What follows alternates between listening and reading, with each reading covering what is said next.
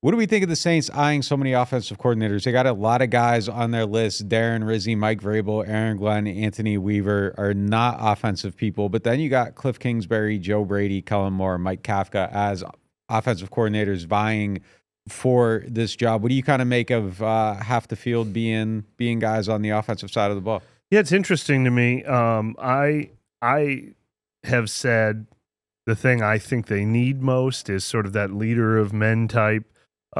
Because we saw that erode so much. I used to always be like, hey, the head coach opening is the only way you can get the most brilliant offensive minds in the NFL, the Sean McVay, Kyle Shanahan model that half the league started copying with all their assistants.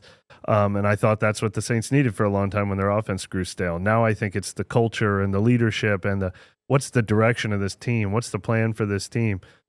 What are players going to buy into? And so that is where I'm leaning. But I know you've said you might still, and I'm going to let you talk about it. You might still prefer, no, give me a great offense, and that's what people will buy into. And it definitely seems like those are probably the four bigger surprise names on the list. The other ones, Rizzi, Vrabel, and Glenn, are on everyone's list. We knew they were going to be on there. So out of the five candidates we didn't know for sure would be on the list, four of them are offensive coordinators. Some of them are, Kafka's a surprising name, in addition to Brady and Moore and Kingsbury, who've been talked about a lot. So it makes me feel like the Saints are more open to that being, I feel like it's almost like Glenn, Rizzi, or an offensive coordinator is kind of what I feel like is what's going to happen here. Yeah, no, I agree with that.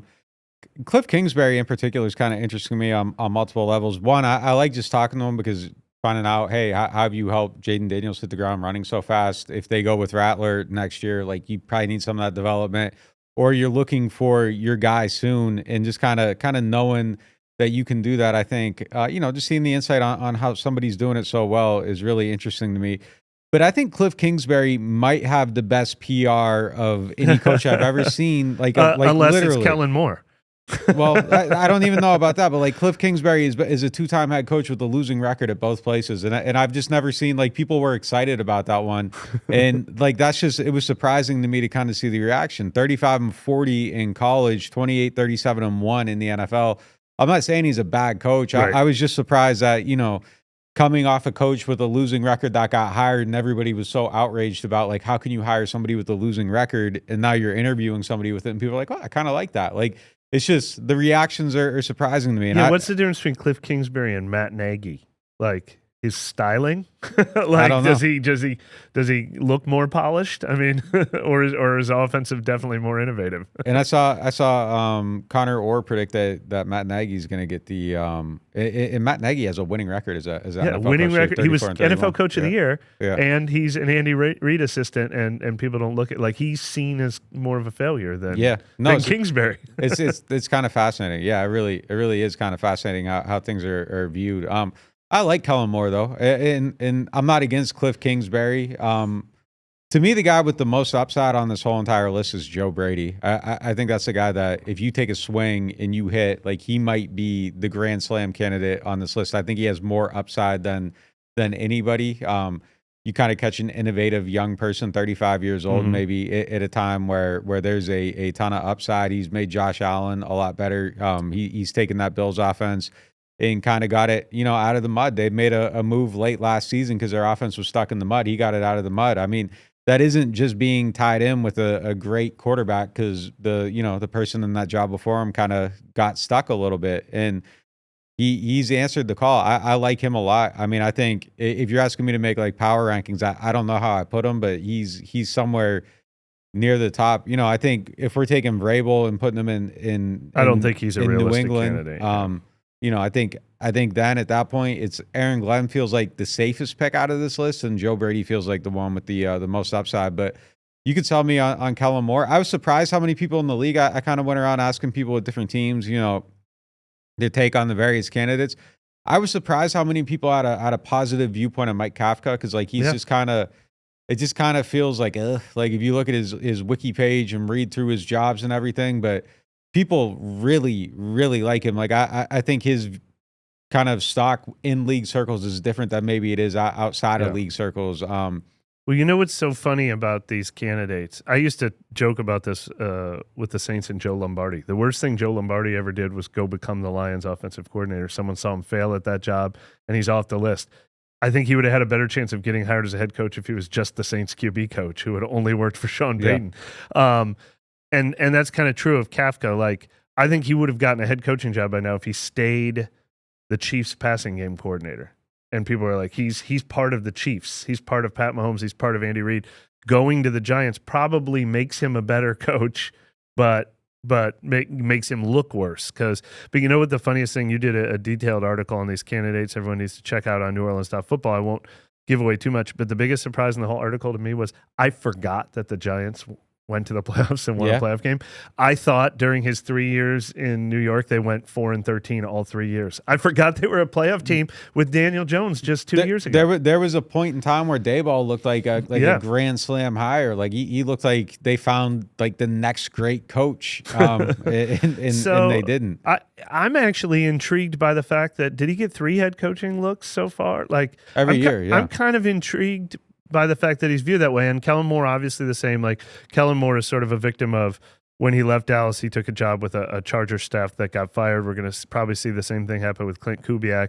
It doesn't necessarily mean he did a bad job with the Chargers, and then he had to go to the Eagles. But the intriguing thing about Kellen Moore, this bunch, is I feel like he's been studying to become a head coach for 3 or 4 years since this is now his like 4th year in this cycle. Reminds me a little of Sean Payton. He turned down the Raiders job and then went to work for Parcells and took notes. How can I become a better head coach? I bet that's what Kellen Moore has been doing in these various stops.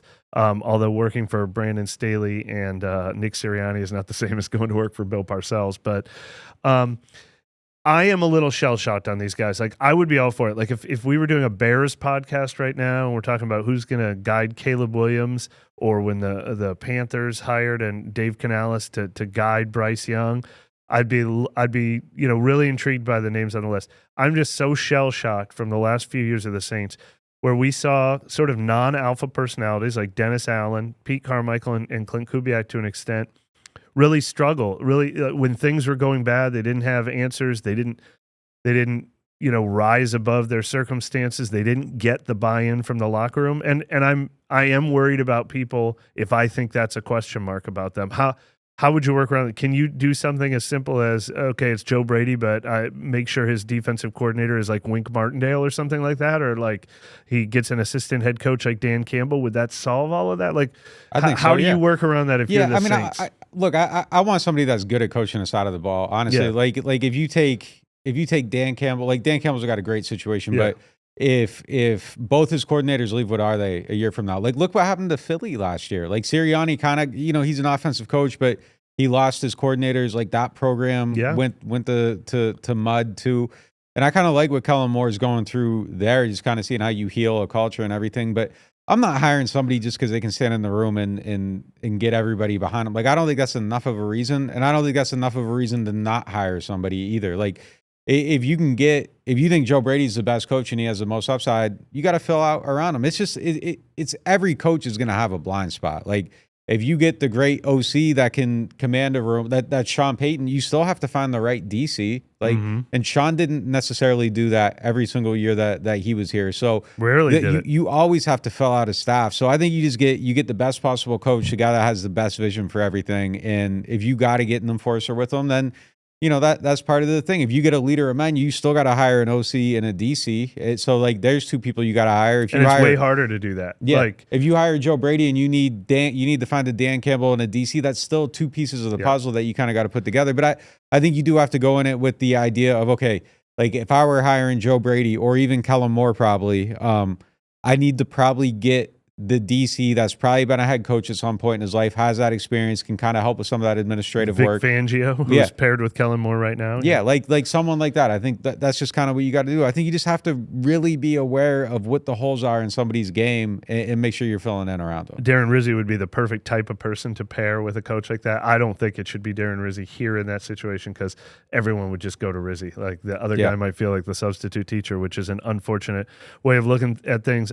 It's funny. I did this with Kevin on the Members Only podcast. Everyone should check that out. Subscribe if you need to hear it. But I just started scrolling through NFL teams to be like, who got hires right? And there was no rhyme or reason. I mean, first of all, 75% of them are, I think, people who got it wrong, and 25% is people who got it right. And there's wide variety in the people who got it right. But the coach of the year this year is probably going to be Kevin O'Connell, who fits that. Yeah. Has anyone ever heard Kevin O'Connell? Has anyone ever said what a fiery? Are people posting Kevin O'Connell's post-game speeches on Twitter every single week like they are Dan Campbell? No, but he's going to win Coach of the Year. So if you're good, you're good. Yeah. I think what everybody always leans toward, naturally at the beginning of this, I was leaning toward it too. Is like, well, you want the opposite of what it was, but I don't necessarily think that's always the best way or the only way, or if you just get the right coach, you get the right coach. You get somebody with the right vision. You can get people around them to help enforce it. And I think if you are winning and you bring success and people see what you're doing has, logic and merit and all that stuff, they're going to get behind you. I don't think you have to stand up there and be, Right. We're going to go bite kneecaps. Like, I think if Alvin Kamara sees that you have a good plan and you're smart and you can explain why you're doing things, then he's going to get behind you. I think they're all going to get behind you. Like any type of player in that type of situation, I think can get behind you. They just have to see that, like, they know what you're doing. And I think there's more than one way to be a strong alpha type presence too. Right. Like, you don't necessarily, again, have to be biting kneecaps to be an alpha. Like, I think Kevin O'Connell probably is an alpha in his own lane of I'm very confident in what I do. I can explain it. I can articulate it. And if you challenge me on a point, I'm able to explain to you why I'm doing it, and I can stand my ground instead of being a pushover. Like, I think there's more than one way to kind of command a room. And I think you just have to have somebody that's very strong in their belief. But like, if it's a more subdued personality, you do need a head buster on staff for when somebody's getting out of pocket and they can go and, check them and everything. And who's the head buster on our staff? Is that you? Probably so. Yeah, I agree. Again, to steal from what I said on the members only, it's a very unspecific term, but I said what this team needs more than anything else is buy-in, and you can get buy-in for all those reasons you just said. That's exactly what you're just articulating. If people believe you have the best offense in the league, you're going to get buy-in, even if you don't have a big personality. It's and the reason for hiring one of these offensive coordinators is you can get one of the top 5 most coveted minds if you have a head coaching option. If you hire Aaron Glenn and then you go to try to hire an offensive coordinator, you're probably not getting one of the top 25 most coveted offensive minds. It's a lot harder to hire an offensive coordinator than it is to offer one of these guys the head coaching job. And the last point, you mentioned Joe Brady's 35, Kellen Moore 36, Mike Kafka 37. So there's definitely a type there. Just real quick, I got a bunch of people in my mentions. Aaron Glenn just completed a virtual meeting with the Saints, and they're all like, virtual? Like, why is it just virtual? All he can do right now is virtual. All he's allowed to do right now is virtual. He's not allowed to do in-person interviews because they are a team in the playoffs, so they can't do in-person interviews. Yeah, a couple more things on that. So all these teams in the playoffs can only do virtual now, and then they cannot take their in-person visit until either the bye week before the Super Bowl, if their team's in the Super Bowl, or obviously when their team gets eliminated. So if Detroit, who earned the number 1 seed, makes it to the Super Bowl, that means we are still 3 weeks away from either Aaron Glenn or Ben Johnson being able to take an in-person visit anywhere. To satisfy the Rooney Rule, you have to have in-person visits with minority candidates too. So if Detroit makes the Super Bowl, the way Ben Johnson and Aaron Glenn are so coveted, I think this is going to be a long process for multiple teams. Yeah, because I mean, like, if it's the Saints and the Jets, wait, like, the dominoes might have to fall. Two of the most coveted coaches probably won't have final decisions until the week of the Super Bowl. So hopefully they like whisper word to everybody that's like not in it, so they can just make their moves and kind of see how it goes from there. But yeah, I mean, just to wrap up that last topic, we were kind of shining some light on Kafka, and I'm not endorsing anyone to be the head coach or not be the head coach, because like I don't really have that strong of an opinion. But on my like excitement power rankings, if they hired Kafka, I think that probably would be the one that made me the least excited out of all of them. We do also have to mention, keep monitoring what's going on in Dallas. Mike McCarthy will be a candidate for this job. Yeah. If he parts ways with Dallas, I don't know if he'll immediately become the front runner, but he will be a serious candidate, and I don't think that would generate a lot of fan excitement. But he would be a different type than everyone else we're talking about on Let this me list. add a word to your sentence. I think you would be an extremely serious candidate for this job, and I think that interest would be reciprocated Yes. So we'll see what kind of goes on. I think he would. I still might rank Aaron Glenn as the front runner. I would rank Mike McCarthy right next to him, right below him. Who would you like? And we honestly don't know. Like who do you think would be next on the list after the eliminating Brady? If I had to put Vegas odds on all the other guys, since the other guys are all such a tie, I mean, I almost might put Rizzy next, but I mean, I still think Rizzy only has like a 15% chance of getting the job, but I don't think I could put any of those guys at 20 or 25%. Like, it's tough. It's tough. I really don't know. I mean, I honestly think right now I would go Aaron Glenn, Mike McCarthy, and then a 5-way tie between Rizzy and all those other guys that got listed. I would go AG/Brady right there. If you had to put McCarthy, I'd probably insert McCarthy in between them, but I think it's them and then everybody else. That's my guess on it, my read on it. But I don't know. That's just my guess.